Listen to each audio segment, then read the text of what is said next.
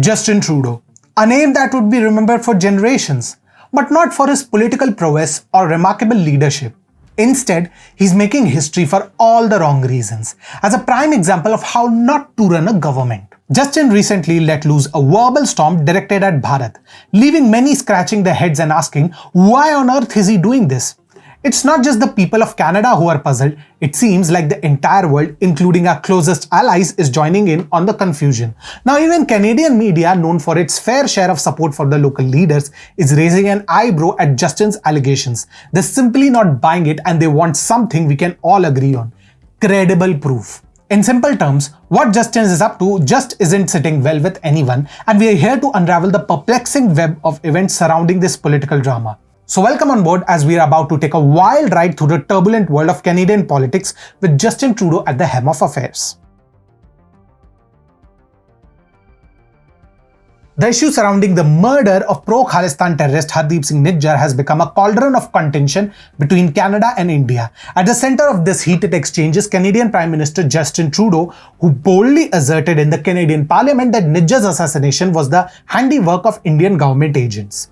Yet, a crucial element remains conspicuously absent from Trudeau's proclamation: concrete evidence. As the Canadian media paints the canvas of the story, a prevailing narrative emerges that suggests that Trudeau, grappling with a rapid decline in popularity, rashly brought up this matter as a lifeline to salvage his standing both nationally and internationally. The gravity of his claim cannot be overstated, and the absence of a substantiation casts a shadow on his political motives.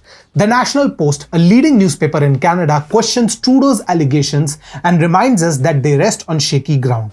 It's important to remember Trudeau's accusation has yet to be proven. He has so far failed to provide any evidence to the Canadians, the editorial admonishes, highlighting the vague language and the absence of specific intelligence as provided by the Canadian administration. However, this was only the beginning. An article in the Toronto Sun warns that India is not inclined to sit idly in the face of such serious allegations. The Modi administration, it predicts, will respond rather harshly, and Canadians should brace themselves for the potential consequences.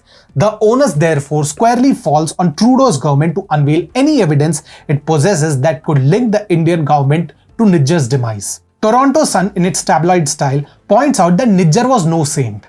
The Indian government had branded him a militant and offered a substantial reward for his capture after he was implicated in a plot to assassinate a Hindu priest in Jalandhar, Punjab. Furthermore, he was believed to have plotted acts of violence in Punjab and trained militants in a small city southeast of Vancouver. Now, till what extent will Trudeau continue to deny this? When even your own media begins to cast shadows of doubt upon your actions, it's a glaring sign that something is definitely amiss. Justin Trudeau, Canada's Prime Minister, currently finds himself in precisely such a predicament. His recent actions have raised eyebrows not just among his political opponents but even within his own ranks, a troubling indication that he may be steering off course. The echoes of skepticism are not just confined to the chambers of political rivals. Even those who share a political platform with Trudeau, such as David Eby of the British Columbia New Democratic Party, who's also the Premier of British Columbia, have raised serious doubts about the credibility of the sources provided by the Trudeau administration. When your own allies start questioning your narrative, it's a wake-up call that should not be ignored. Trudeau's administration now stands accused of aligning itself with a figure deemed a terrorist by the Indian government. This stance has caused alarm as it appears to disregard the growing pro-separatist Sikh movement on Canadian soil. This movement poses not only a threat to the safety of Hindu minorities, but also to the security of both Indian diplomats and the citizens of Canada. In a puzzling turn of events, Trudeau implored his allies, including the United States, to denounce India in the wake of the murder. Yet, none were willing to lend credence to a story of foreign interference, and they opted to steer clear of what they perceived as a diplomatic quagmire with India. In short, the big powers have made it clear this is not a mess to clean up. The repercussions of Trudeau's actions have rippled beyond just diplomatic tensions. India, in response, has suspended visa services to Canadian citizens until further notice. The Ministry of External Affairs of India on September 20 issued a warning to its residents in Canada, urging them to exercise caution due to the rise in anti-Indian activities and politically sanctioned hate crimes in the country. With even the Canadian media casting doubt on Trudeau's narrative, it's apparent that the situation is poised to escalate further and definitely not in a favorable direction for the Prime Minister Trudeau. In essence, the tension between Canada and India over the Hardeep Singh Nijjar case is far from resolved. Justin Trudeau's claims remain unsubstantiated, and as the Canadian media underscores, evidence is the linchpin in this high-stakes drama.